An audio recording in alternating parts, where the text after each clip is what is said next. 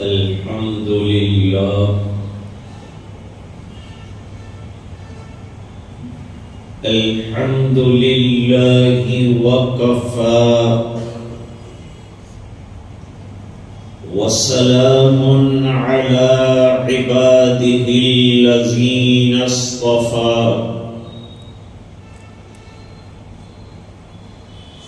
خصوصا على أفضلهم وخاتم النبيين محمد الأمين وعلى آله وصحبه أجمعين أما بعد أعوذ بالله من الشيطان الرجيم بسم الله الرحمن الرحيم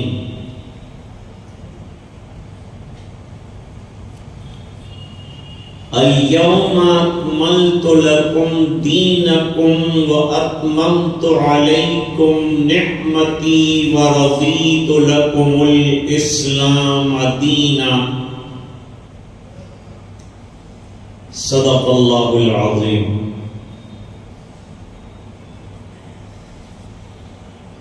وقال النبي صلى الله عليه وسلم بعثت أنا والساعة كهاتين أو كما قال عليه الصلاة والتسليم. وصدق رسوله النبي الأمي الكريم. اللهم صل على سيدنا محمد وعلى آل سيدنا محمد وأصحابه وأزواجه وبارك وسلم.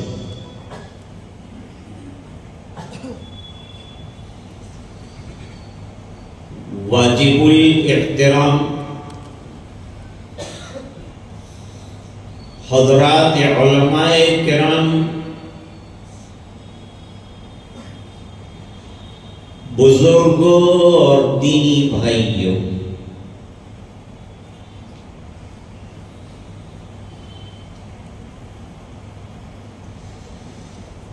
مجلس تحفظ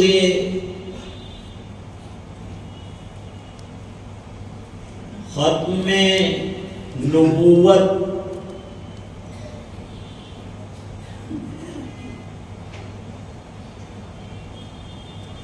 کے عنوان سے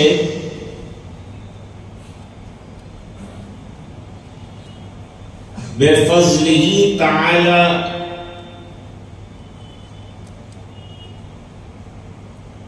اس حساس عقیدے کو سمجھنے کے لیے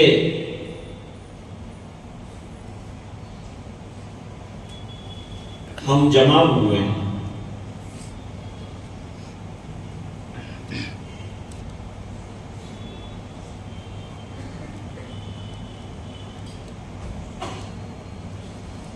یہ عقیدہ بڑا نازک اور مسلمان کے لیے انتہائی اہمیت کا حامل.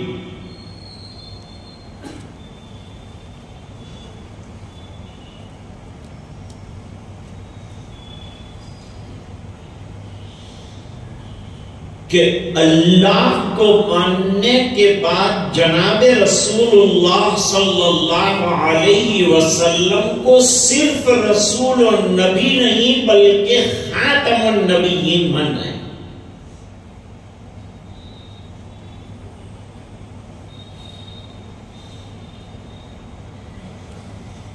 اسی سلسلے میں انشاءاللہ تھوڑی دیر آپ سے ہم کلام رہوں گا.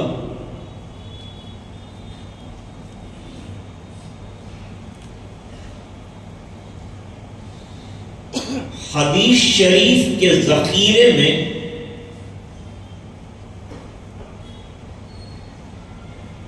ایک بڑی قیمتی حدیث ہے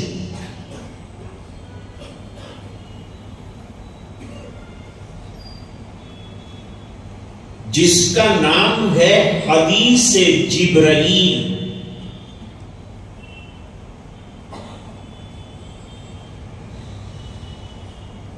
یہ حدیث مبارکہ اتنی اہم ہے کہ بعض محدثین نے تو اپنی کتاب ہی حدیث جبرائیل سے شروع کی۔ اس سے تو اس کی اہمیت کا اندازہ۔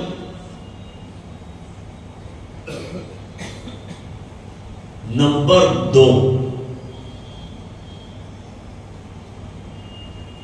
اس حدیث شریف کا دوسرا نام ام الاحادیث بھی ہے۔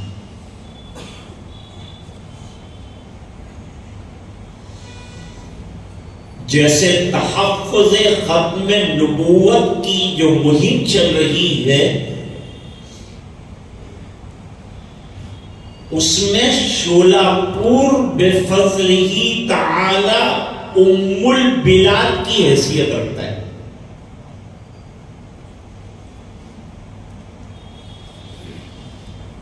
اس کام کو یہاں سے چل کر تمام اضلاع میں پھیلانا ہے اور گھر گھر پہنچنا۔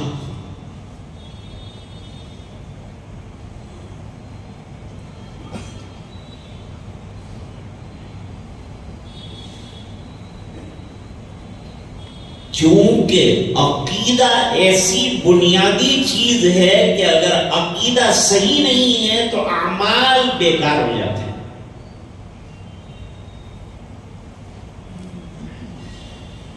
اعمال صالحہ کی بنیاد عقیدہ صالحہ پہ رکھی گئی۔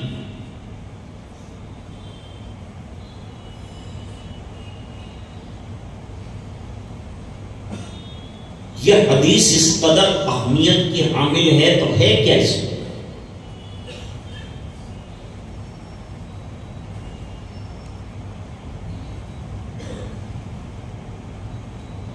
نبی کریم صلی اللہ علیہ وسلم نے 23 سال دین کی نشر و اشاعت میں لگائے۔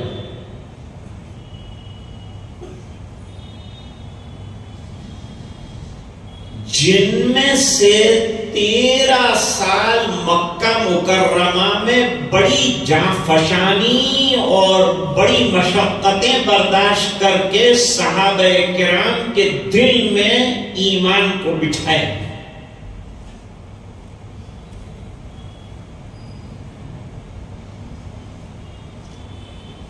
ابن ماجہ شریف میں روایت موجود ہے،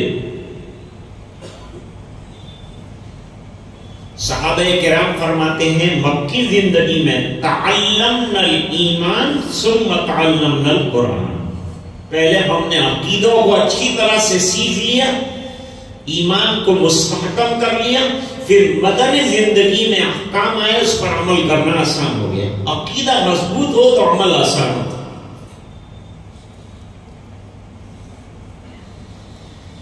آدمی کو یہ عقیدہ ہو جائے کہ اللہ پالنہار اور خالق ہے، مجھے اس کے سامنے سر بسجود ہونا ہے، تو اس کے لیے نماز پڑھنا آسان ہو جائے گا،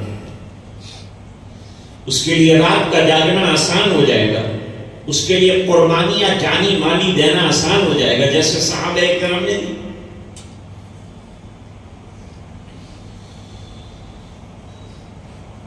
حضور مکے کی مشقتوں سے گھبرائے نہیں۔ بہت سے صحابہ ہجرت کرتے، اجازت ملی تو ہجرت کی ہے صحابہ کرام نے، حضور گھبرائے نہیں۔ تو پھر مدینہ ہجرت کیوں کی؟ پریشانیوں سے گھبرا کر، مشقتوں سے تنگ آ کر آپ نے ہجرت نہیں کی۔ آپ چاہتے تھے کہ کوئی ایسا بیس مجھے ملے کہ جس کی وجہ سے دین اطراف عالم میں پھیلا سکے۔ اس کے لیے من جانب اللہ مدینہ منورہ کا انتخاب ہوا اور آپ وہاں تشریف لے گئے.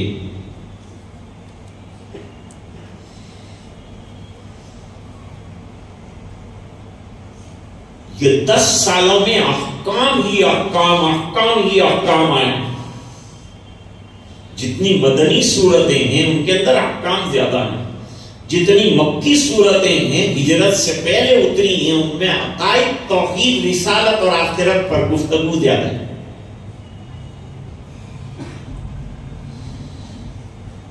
اور عقیدے کی اہمیت اتنی ہے کہ 85 صورتیں تو مکے میں اتری جبکہ 114 صورتیں کوئی ہے، جن میں سے 85 جو ہے مکہ مکرمہ میں اتری، بڑی اہم صورتیں.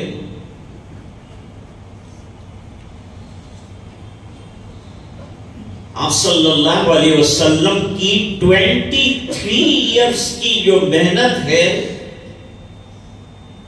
حدیث جبریل میں اس کا نچوڑا ہے. ہم لوگ کیسے بیٹھے ہیں؟ اس طرح صحابہ کرام نبی کریم صلی اللہ علیہ وسلم کے سامنے حاضر تھے. بڑا طبقہ حضرت عمر رضی اللہ تعالیٰ عنہ جن کا بھی حضرت مفتی صاحب نے تذکرہ فرمایا وہ بھی موجود.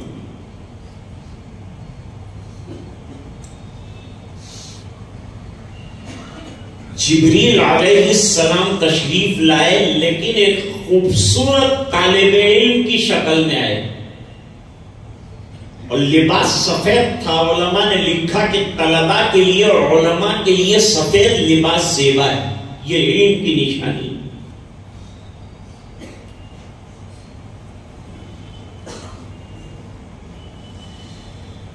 فتح الباری میں حافظ الدنیا ابن حجر عسقلانی رحمت اللہ علیہ نے لکھا ہے حسن السوال نصف العلم، بہترین سوال جو ہے وہ نصف علم ہے اور جواب آئے گا وہ نصف علم.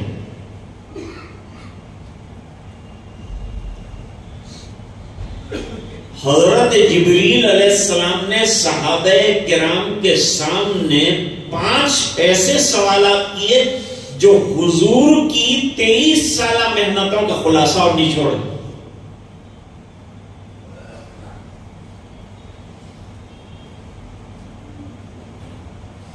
تو ایک عجیب و غریب شان کے ساتھ تشریف لائے ہیں. حضرت جبریل علیہ السلام پہلے آتے تھے تو پتہ چل جاتا دہیہ کلبی رضی اللہ تعالیٰ عنہ کی شکل میں آتے. شیخ الحدیث حضرت مولانا محمد زکریا صاحب مہاجر مدنی قدس سرہ العزیز نے الابواب والتراجم میں لکھا کہ ملائکہ جب انسانی شکل اختیار کرتے ہیں تو حسین شکل اختیار، بری شکل میں نہیں آتے، کیونکہ ملائکہ کو اللہ تعالیٰ نے نور سے پیدا فرمایا ہے تو جمال کے پیکر ہیں، اس لیے حسین شکل میں ہمیشہ آئیں. دہیہ کلبی رضی اللہ تعالیٰ عنہ بڑے حسین صحابی. بھئی آدمی بال اس لیے رکھتا ہے کہ وہ حسین نظر آئے، لیکن حضرت دہیہ کے جب بال کٹ جاتے تھے وہ زیادہ حسین لگتے تھے. یہ اللہ تعالیٰ نے ان کو حسن و جمال عطا فرمایا.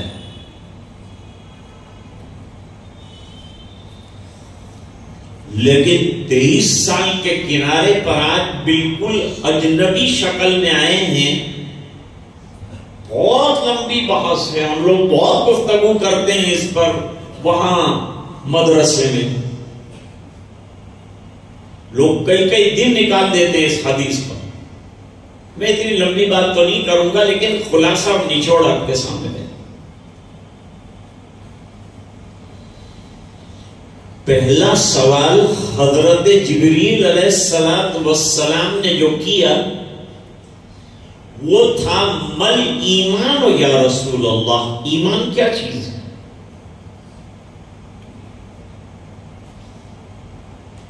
تو حضور پاک صلی اللہ علیہ وسلم نے وہ 7 عقیدے بیان فرمائے. معلوم ہوا ایمان عقیدوں کے ذخیرے کا نام ہے اور سرمایہ کا نام ہے.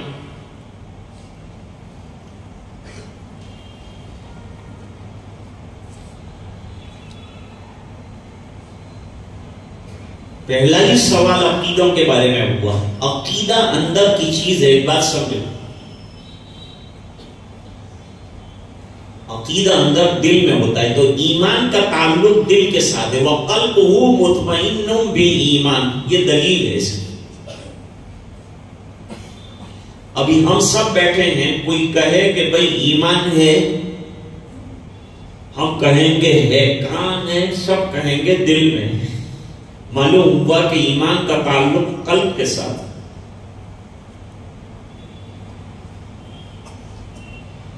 ایمان نظر نہیں آتا لیکن ہے بڑا اہم.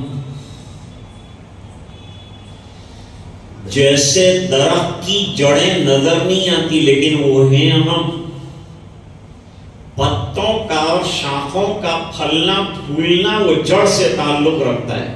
جتنی جڑ گہری ہوگی اتنا ہی درخت تناور ہوگا اور شاخیں اور پتے اس پر بہترین ہوں گے, جس سے آپ سمجھیں گے کہ اس کی جڑیں بڑی گہری.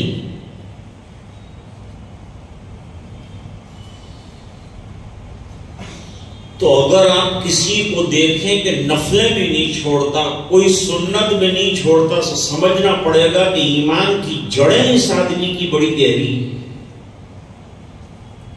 اس کے مضبوط ایمان کی علامت ہے. حدیث شریف میں فرمایا, ترمذی میں روایت موجود ہے, نبی کریم صلی اللہ علیہ وسلم نے فرمایا کہ جس شخص کو دیکھو کہ 5 وقت کی نمازوں کا پابند ہے, اس کے ایمان کی گواہی دو. کیونکہ اعمال کی کثرت ایمان کے اسٹرانگ ہونے پر ایک پروف. پہلا سوال ایمان کے بارے میں.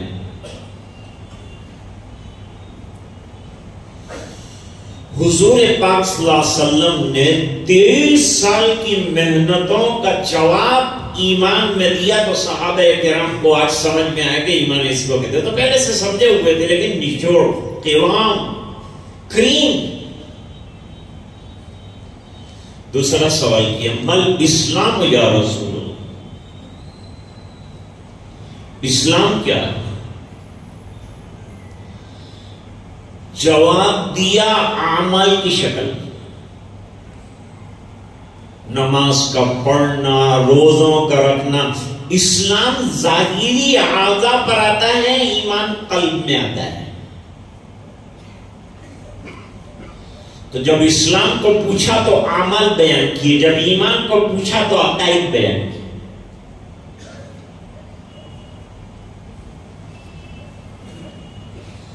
یہ دونوں جب ملتے ہیں تو تیسری ایک چیز بنتی ہے, اس کا نام احسان ہے. بہت سے لوگ احسان کے قائل ہی نہیں ہیں, یعنی تصوف کے اور سلوک کے قائل نہیں ہو. کہتے تصوف لائے کہاں سے؟ جس کو احسان کہتے ہیں اسی کا نام تصوف ہے. اور تصوف سیکھنا پڑتا ہے. جیسے ایمان سیکھنے کی چیز ہے, اعمال سیکھنے کی چیز ہے, عقیدہ سیکھنے کی چیز ہے. تحفظ کا عقیدہ, ختم نبوت کا عقیدہ سیکھنا پڑے گا. علماء کے پاس بیٹھنا پڑے گا, ٹائم دینا پڑے گا, آنا پڑے گا, سیکھنا پڑے گا, اگر ہم ہماری نسلوں کو مسلمان رکھنا چاہتے ہیں. ورنہ یہ عقیدہ اگر کمزور ہو گیا تو کوئی بھی آپ کے بچے کو اٹھا کے لے جائے گا اور جیسا چاہے گا ایسا بنا دے گا. یہ تو فتنوں کا دور ہے. فتنوں کے دور میں سب سے بڑا کام ایمان اور عقیدے کی حفاظت ہے.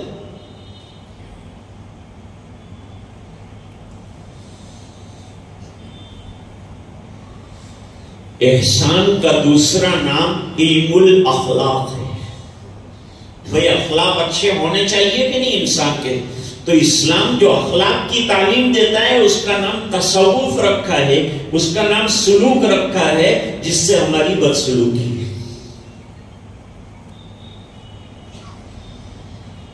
میں ابھی صبح میں ختم نبوت کے سلسلے میں جو پروگرامات چلتے ہیں اس میں مختلف عنوانات دیکھ رہا تھا. اس میں ایک عنوان مجھے یہ بھی نظر آیا کہ ختم نبوت اور تزکیہ. تزکیہ کے معنی دل کی صفائی، دل کی گندگیوں کو دور کرنا اور اس میں توحید خالص کا بیج بو دینا.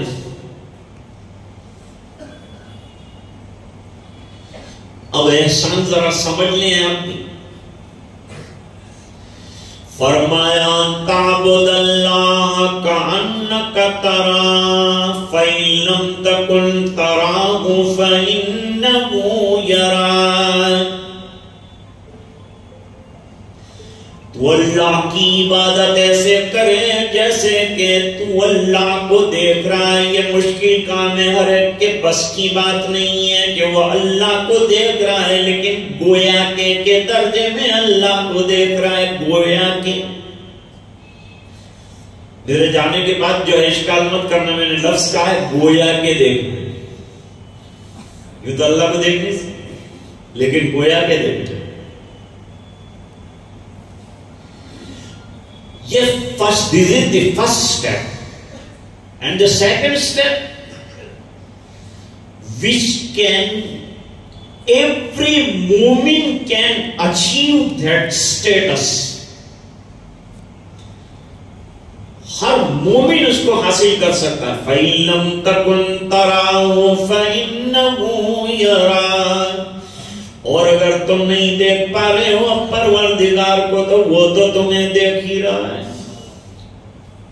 اب نماز بنے گی، روزہ بنے گا، عبادت بنے گی. جب یہ خیال آئے اور گناہوں سے بچنا آسان ہوگا، میرا رب دیکھ رہا ہے میں کیسے گناہ کروں.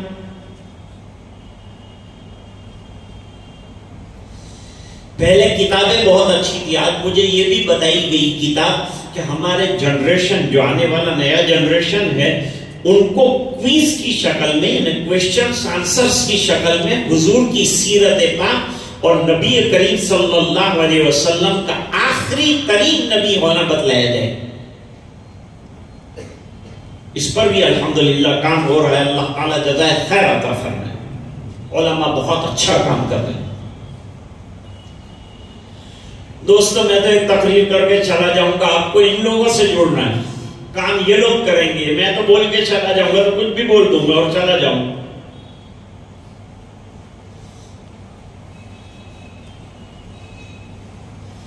بعض جگہ تو ہمارے لیے طے کر دیا جاتا ہے کہ اتنا منٹ تو بولنا پڑے گا تم کو. میں نے کہا اتنا کیا ضروری ہے بھائی کہ بولنا پڑے گا؟ کہ تم کو فرسٹ کلاس کا ٹکٹ دیے تو خالی کھانے اور بیٹھنے کے لیے تھوڑا دیے، کام بھی کرنا پڑے.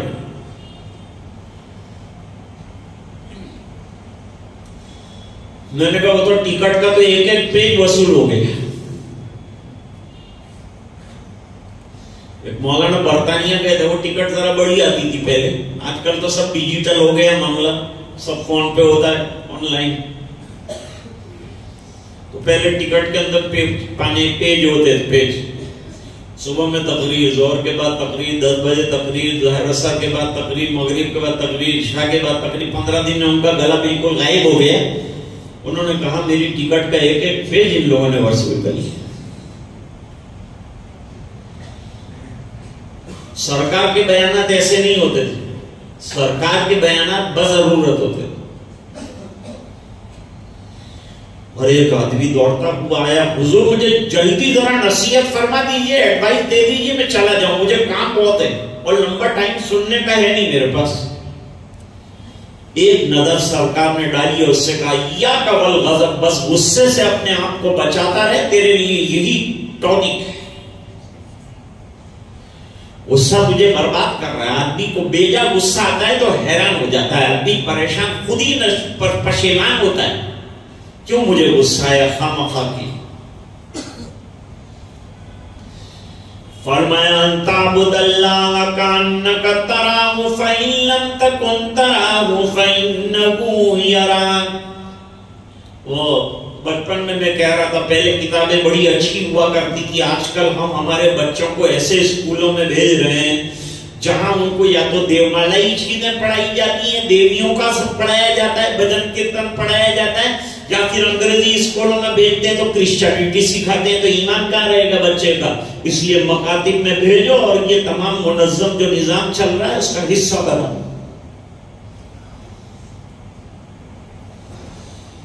یاد رکھو یہ بات کہ تم اور میں آزاد نہیں ہیں، اولاد پیدا ہو گئی ہم مر گئے نہیں چلے گا۔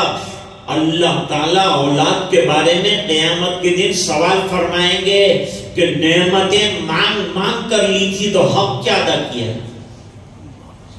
اللہ قرآن میں فرماتے ہیں یا ایھا الذین آمنوا قوا انفسکم واہلیکم نارا وقودها الناس والحجارہ، اے ایمان والو اپنے آپ کو بچاؤ آگ سے اور اپنے فیملی ممبرز کو بھی آگ سے بچاؤ، غلط عقیدوں سے بچاؤ، سچے عقیدوں پہ لاؤ۔ جنتی بنانے کی محنت کرو، کون بڑھے گا کروڑ پتی میں؟ کروڑ پتی بنانے کی محنت کر رہے ہیں، ہم نے نیا پروگرام دیا ہے، کون بنے گا جنتی؟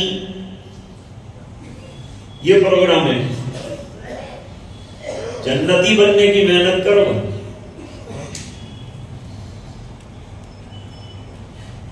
دنیا میں کیا کرنا ہے؟ دنیا میں تو آدمی کو کیا ہے، ضرورت کے مطابق رہنا ہے، کمانا ضرورت کے مطابق، کھانا ضرورت کے مطابق، رہنا ضرورت کے مطابق، یہ ضرورت ہے زندگی، اور دین مقصد ہے زندگی۔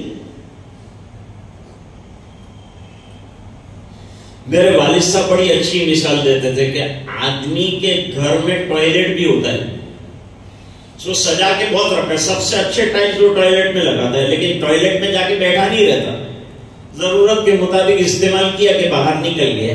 اس طرح دنیا کا استعمال بضرورت کرنا ہے، پھر نکل جانا ہے۔ ہم کو تو آخرت کی تیاری کے لیے اللہ تعالیٰ نے دنیا میں بھیجا ہے، اس دنیا میں رہ کر وہ دنیا کو نکالنا ہے ہمیں، وہ دنیا نکالنے کے لیے یہ دنیا ملی ہے، یہ زندگی ملی ہے، زندگی میں سے آخرت کی لمبی زندگی نکالنی ہے ہمیں۔ وہ بچہ اسکول گیا تھا، اچھی اچھی باتیں سیکھ کے لاتا تھا، اس کے باپ نے ایک دو ناریل جو ہوتے ہیں نا کوکونٹ، اس کے درخت پر چڑھ کر 2-4 کوکونٹ چرانے کے لیے کوشش کی اور بچے کو ساتھ لے گیا، تو نیچے کھڑا رہے، کوئی آ جائے تو مجھے بتا دینا۔ وہ اوپر چڑھ گیا، 2-4 ناریل اس نے گرائے، اس کے بعد اس نے اوپر سے ہی پوچھا کہ بیٹا اپنے کو کوئی دیکھتا تو نہیں؟ کہا بھائی تو آپ کو زیادہ اچھا نظر آتا ہے، آپ تو کتنی اوپر ہے، زیادہ آپ کو اچھا نظر آئے گا کہ کوئی دیکھتا ہے کہ نہیں دیکھتا، میں تو نیچے ہوں۔ کہا بیٹا میں تو دور دور تک دیکھتا ہوں، مجھے تو کوئی نظر نہیں آتا۔ تو بیٹے نے کہا مجھے تو استاد نے جو پڑھا ہے اس کے اعتبار سے مجھے تو نظر آ رہا ہے کہ کوئی دیکھ رہا ہے۔ کون دیکھتا ہے بیٹا؟ فرما جو رات کے اندھیرے میں دیکھتا ہے، جو دن کے اجالے میں دیکھتا ہے۔ مجھے استاد نے بتایا تھا کہ اللہ رات کو بھی دیکھتے، اللہ دن کو بھی دیکھتے، اللہ ظاہر کو بھی دیکھتے، اللہ باطن کو بھی دیکھتے۔ دیکھو عقیدہ کیسا کام آ رہا ہے، کیسا پکا مسلمان بنا ہے۔ باپ کی بھی تلقین کر ڈالی، باپ کو بھی سمجھا ڈالا، اس کو چوری سے توبہ کرنے پر مجبور کر دیا، ایسا سکھا ہوا۔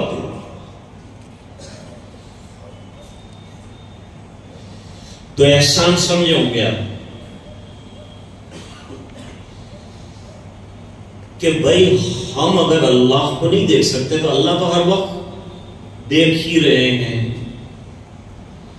اب نماز میں ادھر ادھر کا خیال آئے گا، اور جب یہ خیال آئے گا کہ میرا رب دیکھ رہا ہے تو نماز بالکل سیدھا پڑے، لین پر آ جائے۔ گناہ کرنے کے لیے بالکل تیار ہے، رات کا اندھیرا ہے، کوئی روکنے والا نہیں ہے، اور اچانک اس کو جو ہے خیال آ گیا کہ میرا رب دیکھ رہا ہے، رات کا اندھیرا ہے، تو کیا وقت میرے رب کو اجالے کی ضرورت نہیں، دیکھ لیتی۔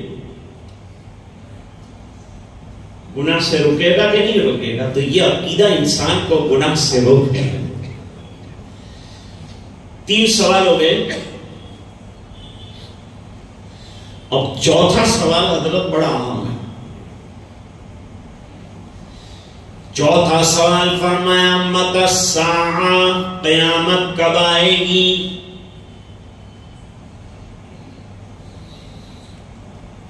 بظاہر طالب علم اعتراض کرتا ہے کہ ایمان، اسلام، احسان، یہ تینوں کے اندر تو جوڑ ہے، لیکن ایک دم سے سوال کیا متی الساعہ، قیامت کب آئے گی، اس کا تو کوئی بظاہر جوڑ نظر ہی نہیں آتا،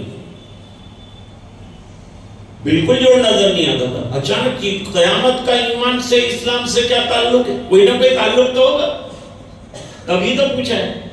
اور پوچھنے والے جبریل علیہ السلام نے، اور جواب دینے نبی کریم صلی اللہ علیہ وسلم، اور پوچھوایا گیا اللہ تعالیٰ کی طرف سے بھیجا گیا ہے۔ جبریل علیہ السلام خود نہیں آتے، وَمَا نَتَنَزَّلُ إِلَّا بِأَمْرِ رَبِّكَ۔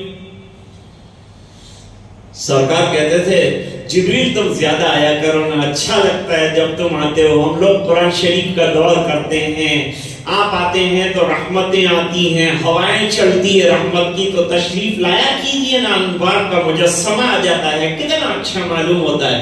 جواب دیا وَمَا نَتَنَزَّلُ إِلَّا بِأَمْرِ رَبِّكَ، ہمارا اللہ کے حکم کے بغیر نہیں، جب اللہ چاہتے ہیں حکم دیتے ہیں تو آتا ہوں، ورنہ نہیں۔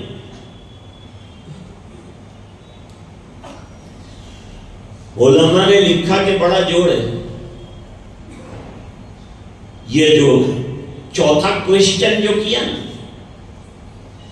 5 سوالات 23 سال کی محنتوں کا خلاصہ ہے، اس میں چوتھے نمبر پر سوال کیا کہ قیامت کب آئے گی۔ اب ذرا اس کو سمجھیں گے تو ختم نبوت کا مسئلہ آسانی سے سمجھ میں آئے۔ بات وہی چل گئی، شاید مولانا عبد الرحیم صاحب مجھ سے بھی ہوتے ہوں گے کہ کیا لے کے بیٹھ گئے، لیکن میں وہی لے کے بیٹھا ہوں جو یہ لے کے بیٹھے۔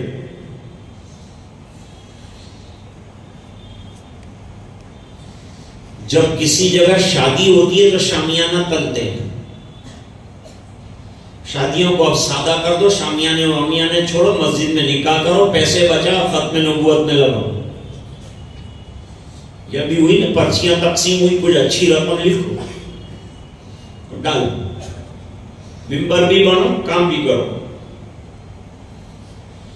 یہ کہیں ایک آدمی کا 2 آدمی کا کام نہیں ہے یہ، اور نہ یہ 1 دن کا 2 دن کا کام ہے، تو زندگی بھر کا کام ہے بنا، پورے زندگی لگانی ہے اس کے پیچھے۔ علامہ کشمیری رحمت اللہ نے پوری زندگی لگا ڈالی، پوری حدیث کے ذخیرے کی محنت لگا ڈالی، سید عطا اللہ شاہ بخاری نے پوری زندگی اس میں لگا ڈالی، یہاں وہاں دریا دریا جا کر تقریر کرتے تھے، تحفظ ختم نبوت کے سلسلے میں بڑی محنت کرتے تھے۔ پوچھا آپ کی زندگی کیسے گزری؟ جواب دیا آدھی جیل میں آدھی ریل میں۔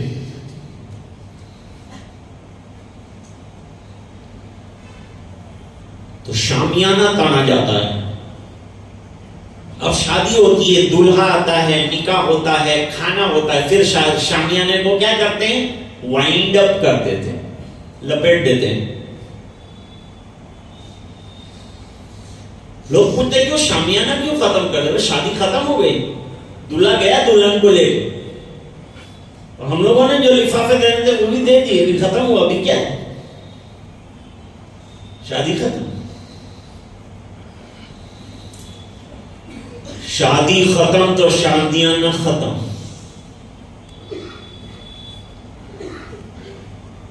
یہ دنیا اور کائنات کا شامیانہ اللہ تعالیٰ نے ایک دلہے کے لیے لگایا تھا، اور وہ دلہا تاجدار مدینہ جناب رسول اللہ صلی اللہ علیہ وسلم۔ جب وہ دلہا آ گیا، اپنی سرمستیاں اور اپنا قرآن سنا کے چلا گیا، اپنی صدا سنا کے چلا گیا، ظاہری بات ہے کہ اس شامیانے کا کام کیا ہے؟ اس کو وائنڈ اپ کر دیں گے، اس کا نام ہے قیامت۔ اس سے یہ نقطہ سمجھ میں آیا کہ سرکار کے بعد کسی نبی کی ضرورت ہی نہیں ہے، بلکہ دنیا کی سب سے بڑی وجود کی ضرورت میرے سرکار کی ذات ہے۔ جب سرکار کی بات آ گئی، سرکار کی ذات آ گئی، قرآن کریم آ گیا، دین آ گیا، مکمل اور کمپلیٹ ہو گیا، تو اب شامیانہ کائنات کی ضرورت کیا ہے؟ اسے وائنڈ اپ کرنے کے لیے قیامت کو طاری کیا جائے گا. اس بنا پر جبریل علیہ السلام نے چوتھا سوال کیا متی الساعہ، اب قیامت کب آئے گی؟ کیونکہ سرکار آپ کے بعد اب کسی کے آنے کی ضرورت ہی نہیں. سمجھ گئے اچھی طرح سے؟ دلیل دی ہے کہ نہیں؟ میں نے مولانا بتائی ہے، اچھی دلیل دی ہے. یہ ایک مستحکم علماء کے لیے دلیل.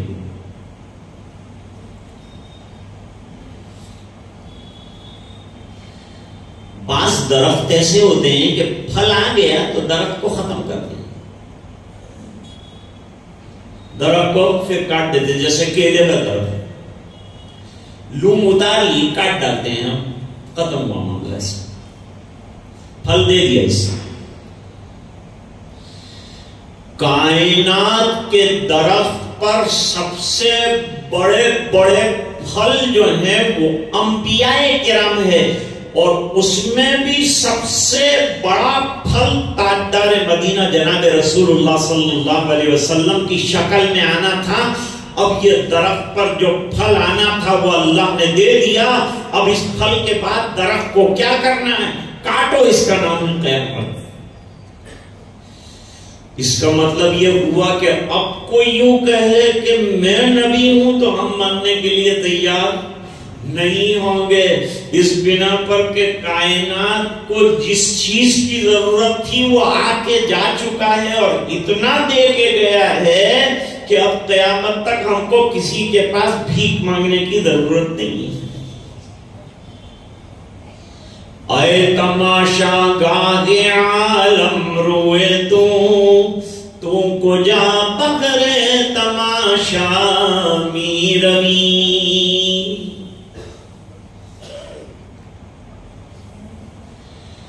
اور ایک حدیث شریف بھی میں نے پڑھی آپ کے سامنے. حضرت مفتی صاحب نے بھی حدیثیں پڑھی تھی. ختم نبوت کے سلسلے میں 300 سے زیادہ صحیح احادیث ختم ہی نہیں ہوگی. سرکار فرماتے ہیں بعثت انا والساعۃ کہاتین، مجھے اور قیامت کو یوں ساتھ بھیجا گیا ہے. یہ انگلی اور یہ انگلی بیچ میں کوئی ڈسٹنس ہے نہیں. گویا سرکار آ گئے تو کوئی نبی نہیں آ سکتا قیامت کے علاوہ. قیامت آئے گی بس. اب کوئی بھی دعویٰ کرے میرے پیارے بچوں، میرے بزرگوں، آپ کو کھڑے ہو کر یہ حدیث سنانی ہے کہ یہ قرآن کہتا ہے، یہ حدیث کہتی ہے، اس کے بعد ماننے کے لیے اور کیا ہے؟ تو کیا چیز ہے؟ جب قرآن کہے، جب حدیث کہے تو پھر تیری حیثیت کیا ہے؟ اب ذرا اس مثال کو سمجھ لو، میں بات ختم کر دیتا ہوں، 7:30 ہو رہے ہیں بھی اذان. بعثت کے معنی مجھے بھیجا گیا ہے. I am descended from Allah subhanahu wa ta'ala.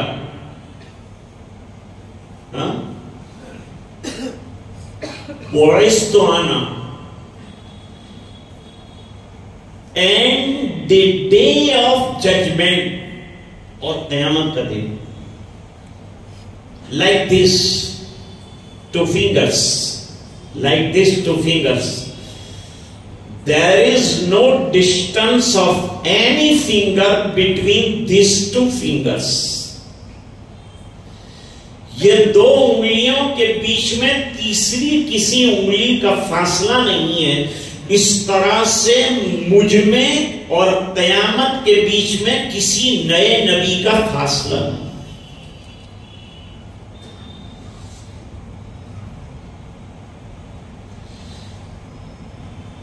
اچھا، حضور کو کیسا بھیجا گیا؟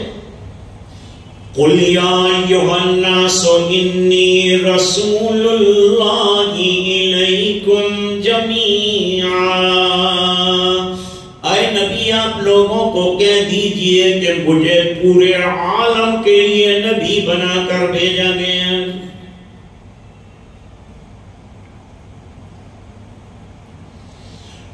اور فرمایا دین جو عطا فرمایا الیوم اکملت لکم دینکم، حجۃ الوداع میں اعلان کیا دین کمپلیٹ ہو گیا. کمپلیٹ کس کو کہتے ہیں؟ جس کے اندر کوئی چیز ملائی نہیں جا سکتی وہ کمپلیٹ ہے، اور اس میں سے کوئی چیز نکالی نہیں جا سکتی ورنہ انکمپلیٹ ہو جائے گا.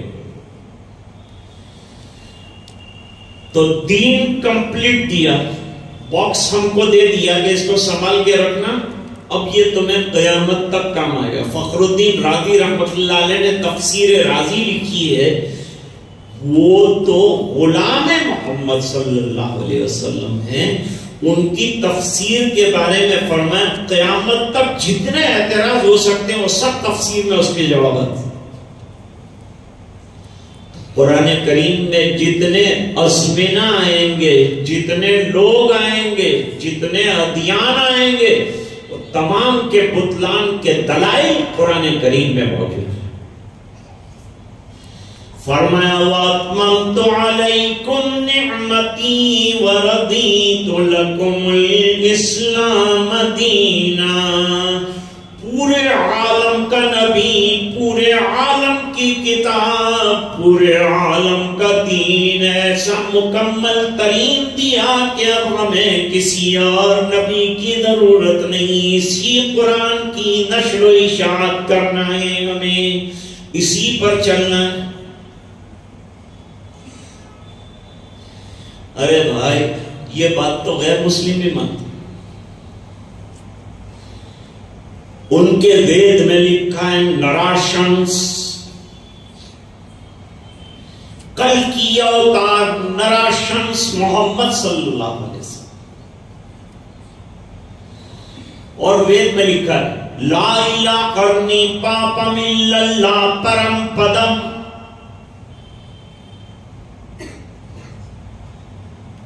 اور اگر تو کامیاب ہونا چاہے تو کیا کرنا؟ جپنی نام محمدم. لا الہ بولنے سے گناہ معاف ہو جاتے ہیں، اور الا اللہ بولنے سے درجات بلند ہوتے ہیں، اور محمد کو ماننے سے آدمی جنت میں جاتا ہے. یہ وید کے اندر لکھا ہے. وید والے کہتے ہیں ڈاکٹر برنارڈ شو جو ہے وہ بہت بڑا اینٹی مسلم جرنلسٹ تھا، لیکن اس نے کیا لکھا ہے جانتے ہو؟ ترجمہ کرتا ہوں اردو میں. دنیا میں آئندہ سائنس اور ٹیکنالوجی کا دور ہے، تو 100 سال پہلے لکھا ہے. اس زمانے میں جب سائنس اور ٹیکنالوجی کا دور آئے گا تو بہت سے مذاہب اس کے سامنے چکنا چور ہو جائیں. جو من گھڑت جو انسانوں کے بنائے ہوئے مذاہب ہیں نا، وہ سب ختم ہو جائیں گے. اور اگر کوئی دین باقی رہے گا قیامت تک سائنس کا مقابلہ کر سکے گا، مذہب اسلام.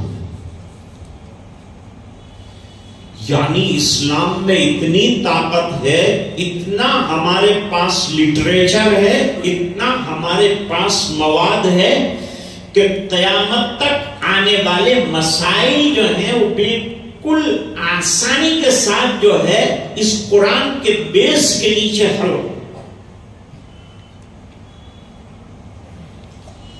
میں ایک واقعہ سناؤں.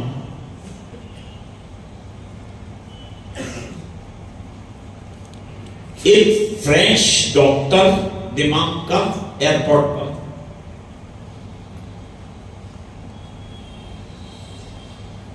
وہ واش روم میں گیا، واپس نکلا تو ایک مسلمان وہاں وضو بنا رہا. پڑھنے والے ایئرپورٹ پہ بھی نماز پڑھتے ہیں، وہاں بھی جماعت خانے بنے ہوئے ہیں، آپ کے بمبئی میں بھی عبادت گاہ بنی ہوئی ہے، آپ پریئر کر سکتے ہیں، نماز آپ کی کہیں جانے کا خطرہ ہے۔ امسٹرڈیم بالکل جو ہے کنڈم ملک ہے، بے حیا ملک، لیکن وہاں بھی مسجد ہے، ایئرپورٹ کے اوپر۔ برطانیہ میں بھی، امریکہ میں بھی ایئرپورٹ پر مساجد بنے۔ اب وہ وضو بنا رہا تھا، وہ دیکھنے کے لیے کھڑا ہو گیا تو بالکل وضو کے اخیر میں گردن میں مسا بھی کرتے ہیں، سر پہ مسا کرتے ہیں، پھر گردن پہ مسا کرتے ہیں، مستحب ہے گردن کا مسا۔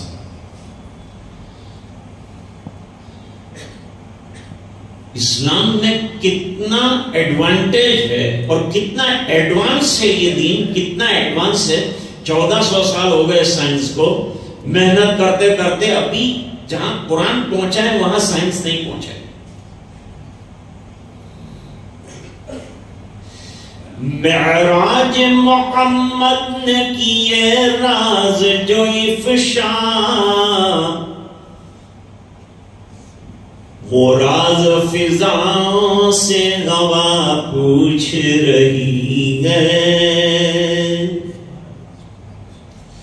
اور پھیلائے ہوئے گوشے دامان تجسس،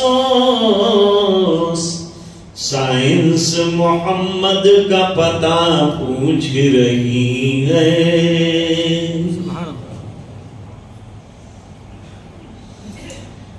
وہ ٹھہر گیا، اس نے کہا میں دماغ کا ڈاکٹر ہوں، یہ جو ابھی آپ نے کیا اس کو کیا کہتے ہیں؟ تو اس نے انگریزی میں سمجھا جس کو ابلیوشن، یعنی وضو بنانا۔ تو کہا آپ نے یہ جو گردن کے اوپر یہ جو ہاتھ ویٹ ہینڈس یعنی تر ہاتھ جو گھمائے، واٹ واز دیٹ؟ یہ طریقہ آپ کو کس سائنٹسٹ نے بتایا؟ کوئی سائنٹسٹ نے بتایا آپ کو یہ طریقہ کہ اس طرح سے گردن کے اوپر مسا کیا جائے، ویٹ ہینڈ گھمائے جائیں؟ جواب دیا نہیں۔ It's the part of our وضو، ہمارے وضو کا ایک حصہ ہے۔ جب ہم نماز پڑھنا چاہتے ہیں تو اس طرح سے ہمیشہ وضو کرتے ہیں۔ کہ آپ کے مذہب کو سال کتنے ہوئے؟ کہ 1400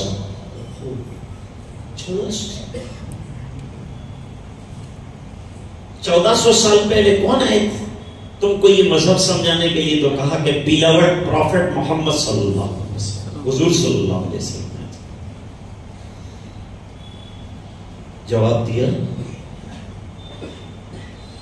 سائنس ابھی یہاں پہنچا ہے جو تمہارے پروفٹ نے 1400 سال پہلے بتا دیا۔ ابھی تو کتنا باقی ہے دوستو۔ اور اس نے کلمہ پڑھا اور یوں کہا، میری ڈائری میں میں لکھتا ہوں کہ جو بھی دماغ کا مریض ہو میں اس کا علاج کرتا ہوں۔ علاج کے میرے پاس میتھڈز ہیں، طرح طرح کی تھیوریز ہیں، طرح طرح کے علاج میں کرتا ہوں، لیکن I want to write in my diary this kind of thing. First time I have seen. پہلی مرتبہ میں نے زندگی میں یہ چیز دیکھی 1400 سال پہلے۔ تم کہتے ہو تمہارا، جب تمہارے وضو کا عالم یہ ہے تو نماز کا عالم کیا ہوگا؟ اس میں تو کیا کیا شفائیں اور کیا کیا بیماریوں سے دوائیں اللہ نے رکھی۔ اس نے کہا جتنی رگیں ہیں نا دماغ میں جانے والی، جتنی رگیں نبض، وہ تمام یہاں سے گزرتی ہیں، گردن میں سے گزرتی ہیں۔ اور جو دماغ کا مریض ہوتا ہے اس کی رگیں سوکھ جاتی ہے، اس میں سرکولیشن آف بلڈ نہیں ہوتا، خون کا دوران بند ہو جاتا ہے تو دماغ سٹیا جاتا ہے۔ جب ہاتھ گھماتے ہیں تب تو رگیں جو ہے دماغ میں جانے والی ایک دم ایکٹیو ہو جاتی ہے اور خون بھیجنا شروع کر دیتی ہے، دماغ بالکل تازہ ہو جاتا ہے۔ دماغ کے مریض کے لیے بہترین علاج بتایا۔ تو نماز اپنی جگہ عبادت کی عبادت ہے، ایکسرسائز کی ایکسرسائز۔ اس میں کیا نیا نبی آگے چینج کرے گا؟ اس کو کیا ہے، کیا دے گا، کیا ہے اس کے پاس کے دے گا؟ اس کے پاس وہ خالی دامن ہے، کچھ دے نہیں سکتا. جو دے دیا سرکار نے ہم کو، ہمیں کسی چیز سے کسی سے کچھ لینے کی ضرورت نہیں. ہم قیامت تک کے لیے کان پکڑتے ہیں. خدا کی قسم نبی کریم صلی اللہ علیہ وسلم خاتم النبیین. آج کی بات اسی پر ختم کرتے ہیں. مجھے حکم تھا حضرت مولانا عبد الرحیم صاحب کی طرف سے کہ میں چند منٹ آپ کے سامنے رہوں، چند باتیں دلائل کے طور پر. آج عرض کی اس امید کے ساتھ کہ پھر دوسری مرتبہ اگر حاضری ہوئی تو دوسرے دلائل بھی انشاءاللہ آپ کی خدمت میں، ابھی بہت دیر باقی ہے اس کا، انشاءاللہ پیش کریں گے. یہ حضرات جو کام کر رہے ہیں، میں تو حاضر ہوا ہوں ان کو فیڈ بیک کرنے کے لیے. یہاں میری حاضری جو ہوئی ہے عام تقریروں کی طرح نہیں ہوئی ہے. یہ کام کی جڑوں کو آپ مضبوط بنائیں. جو علماء محنت کر رہے ہیں ان کی آپ پیٹھ تھپ تھپائیں. دیکھو ایک بات سمجھو، کسی کام کو کریٹیسائز کرنا بہت آسان ہے، لیکن کام کر کے دینا ڈیفیکلٹ ہے. وہ کیسے؟ وہ میں بتاتا ہوں.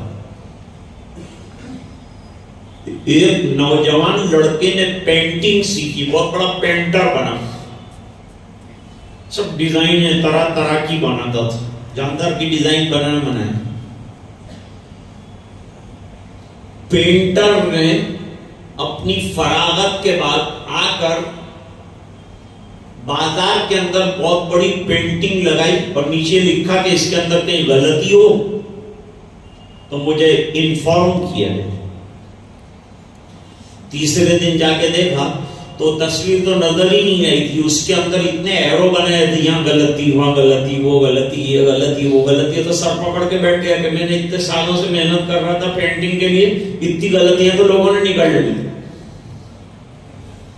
گھر گیا تو بیچارہ دکھی تھا، بہت پریشان تھا. اس کے باپ نے کہا بیٹا ہوا کیا، اتنا پریشان کیوں ہے؟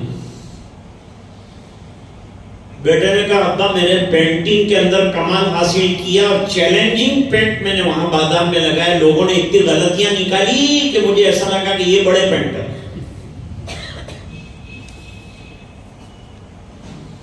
کہ بیٹا اصل میں تو سمجھا نہیں بات کو، عوام کا مزاج نہیں سمجھا، کریٹیسائز کیا ہے نا. تو ایک کام کر، ایک پینٹ بنا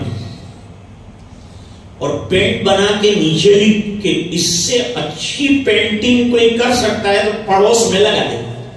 2 مہینے تک دھول کھاتی رہی وہ تصویر، لیکن کوئی دوسری پینٹنگ. سمجھے میں کیا کہنا چاہتا ہوں؟ کام کرنا مشکل ہوگا.